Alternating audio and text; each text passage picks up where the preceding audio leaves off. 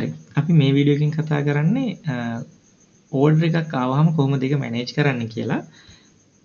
අපි පළවෙනි වීඩියෝ එකකින් කතා කළා වෙබ්සයිට් එක සම්පූර්ණයෙන් වෙබ්සයිට් එක බලලා කස්ටමර් කෙනෙක් විදිහට මෙතනින් add to cart දීලා check out ගිහලා ඕඩර් එකක් ප්ලේස් කරන විදිහ.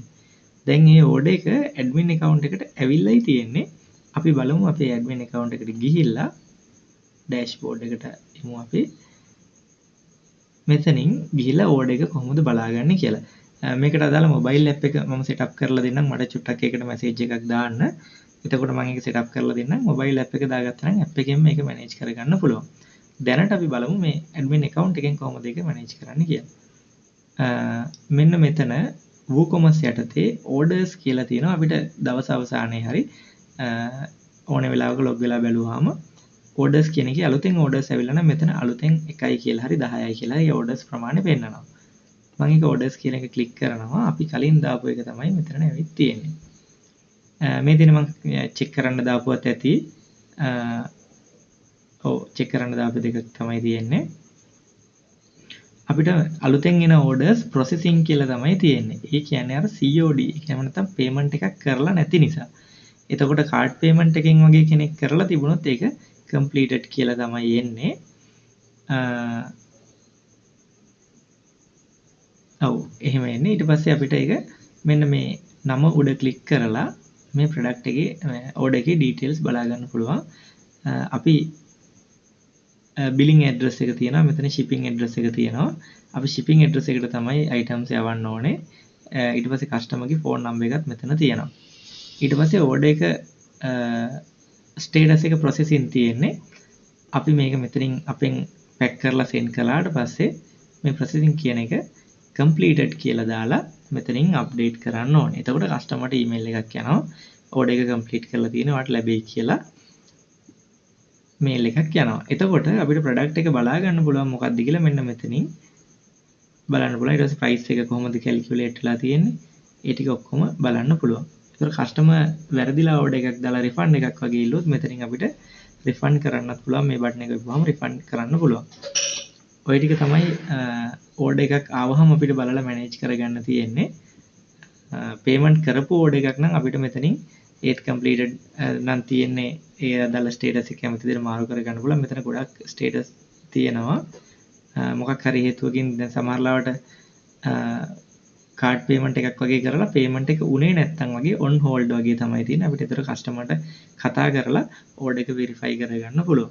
මේ විදිහට අපිට ප්‍රොඩක්ට් එකේ වෙබ්සයිට් එකේදී කරන කොටස තමයි ඕඩර් එක කම්ප්ලීටඩ් කියලා අප්ඩේට් කරන එක. එතනින් එහාට අපිට courier service එකත් එක්ක තමයි වැඩ කරන්න තියෙන්නේ. ඊට අමතරව courier service එකක් වගේ තියෙනවා නම් product අපිට අපේ වෙබ්සයිට් එකේ ඉඳලා මෙයාලට automatically sync කරන්න පුළුවන් feature එක දීලා තියෙන එකක් නම් අපිට ඒකත් plugin එකක් විදිහට හදලා මේකට දාන්න පුළුවන්. එහෙම දෙයක් තියෙනවා නම් courier service එක FAD කුඹිය වගේ courier service වල මම දාන්න තරමින් පුළුවන්. ඒ විදිහටත් අපිට automatically එන order එක එයාදා courier service එකේ way bill එකක් විදිහට record වෙන්න හදන්නත් පුළුවන්. එතකොට මේ විදිහට තමයි අපිට එන order එකක් manage කරගන්නේ. අපි මෙතනින් දැන් stock එක manage වෙනවා නම් manage වෙන්න දාලා තිබුණොත් අපි මෙතන order එක processing තියවිලා සාමාන්‍යයෙන් දවසක් විතර ගියාට පස්සේ stock එක ආපහු release වෙනවා. මෙතන අපි order එක complete කළොත් විතරයි stock එක හැමදාම අඩු වෙලා තියෙන්නේ. ඒ ටික වැඩිදුර තොරතුරු අවශ්‍ය නම් මට කියන්න මම වීඩියෝ ටියුටර් එක කරලා එවන්නම්. මොබයිල් ඇප් එක setup කරගත්තාම මේ ටික ගොඩක් පහසුවෙන් manage කරගන්න පුළුවන්. ඊට පස්සේ අපිට customer කියලා එකක් තියෙනවා. customers කියලා එකක්.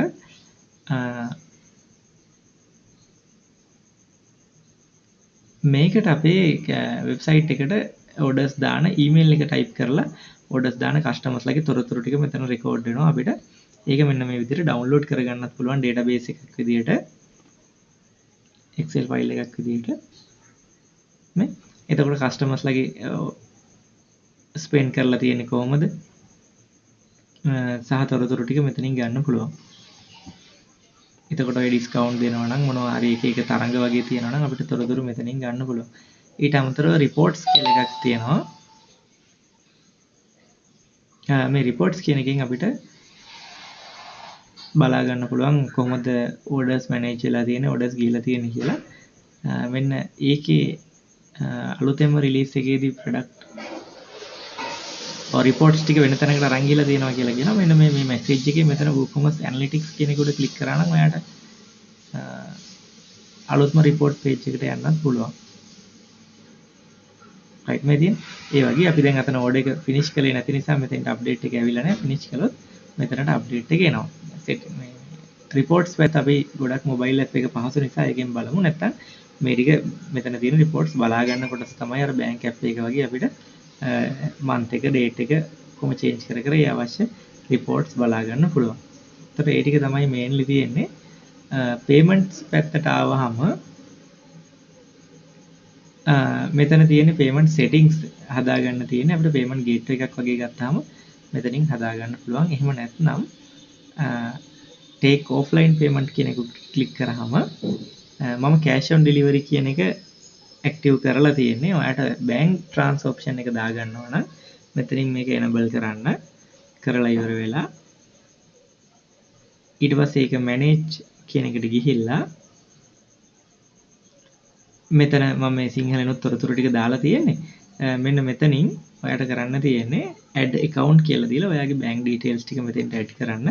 මේ IBAN Swift වගේ codes අවශ්‍ය නැහැ මේ ලංකාව ඇතුලේ transaction එකක් වෙන නිසා. එතකොට මේ වගේ තැනකට branch name එක වගේ දාන්න. එතකොට හරි customer ට ඒ ටික email එකකින් යනවා තොරතුරු ටික. මම දැනට මේක disable කරන්නම්. ඔයාට bank details update කරගන්න පුළුවන් නම් මෙතනින් ඒක අප්ඩේට් කරන්න. හරි. මේ ටික තමයි මේන්ලි වීඩියෝ එකේ කරන්නේ.